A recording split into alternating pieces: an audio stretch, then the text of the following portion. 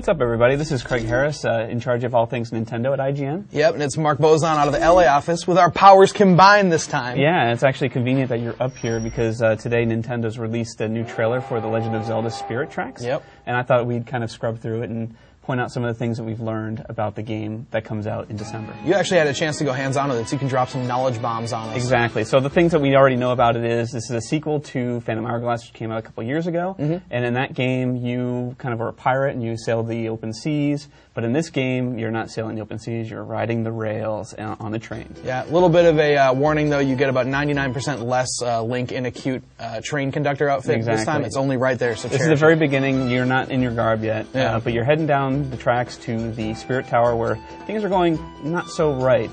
Like this track disappearing, for example, Yeah. and causing the train to disastrously collapse. But if you actually notice, this trailer has kind of been cut together by multiple sources. That's the normal 'cause one. he's in his but then all of a sudden, pants. he's now in the garb. So Yeah, totally. pay no attention to continuity here.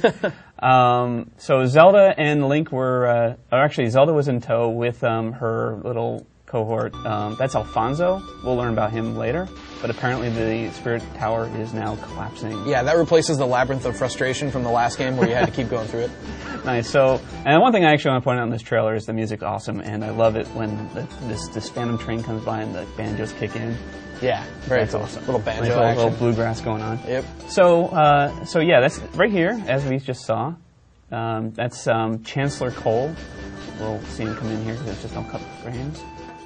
Right There there. he is. He's got the power of purple and a nice orange mustache. It shows how evil he can Yeah, be. it's true. He not only has horns, but he's also got a mustache. Exactly. It's very So- evil. But how evil can he be? Apparently very evil enough to actually kill Zelda. And so Zelda in this game dies in the first 15-20 minutes. Final Fantasy hauled VII, off. Final Fantasy VII, your heart out. Yeah, exactly. by So the way. she's being hauled off by some mysterious guy along with Cole. There's Link's hand in all his 2-polygon glory. But Zelda is not quite dead. She's almost dead. And she's floating around. No one can really see her, but apparently Link can. How convenient. No. Let's go on an adventure together. This here is the sage of the Spirit Tower. Her name is IGN, and she apparently can see Zelda as well.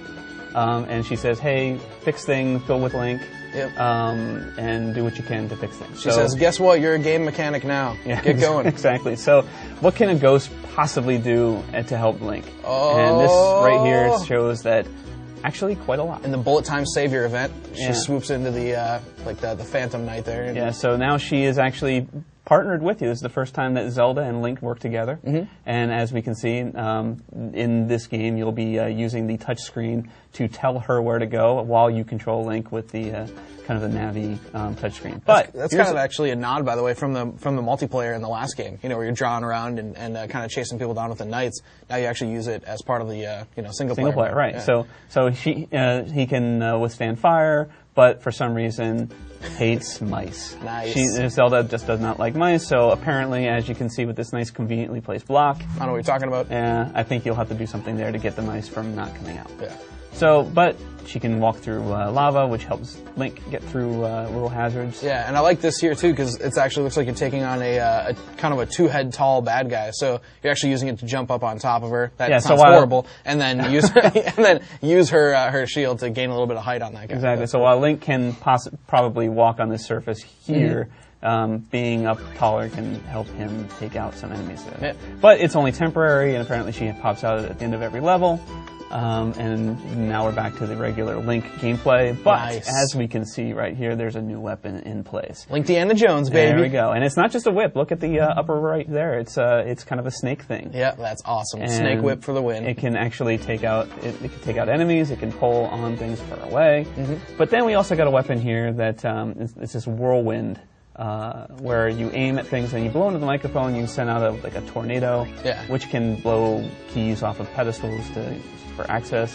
Yeah, confirmed. You can also shout, "I'm playing Nintendo DS" if you're in a crowded area. Love that. And that'll work too.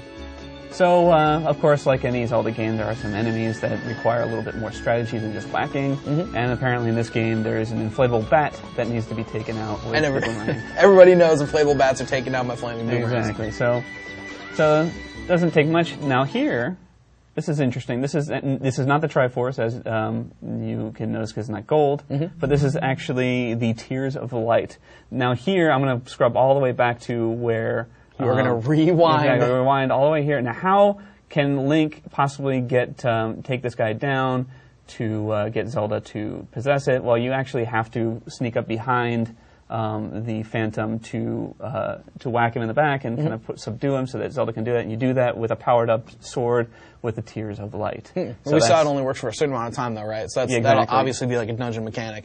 Defeat some kind of mini-boss, get Tears of Light, use it to get to the next area. So yeah, there's the Tears of Light, and when Zelda's not useful, she will kind of shrink away and go into Link's pocket, as you can see right here. Perfect woman. Exactly. Portable and helpful in any quest needed. Anyway, so that's the end of the trailer. They fly away all happily ever after, but she's still dead. So the game comes out December 7th, as the trailer here shows you, and that's when we'll have a review.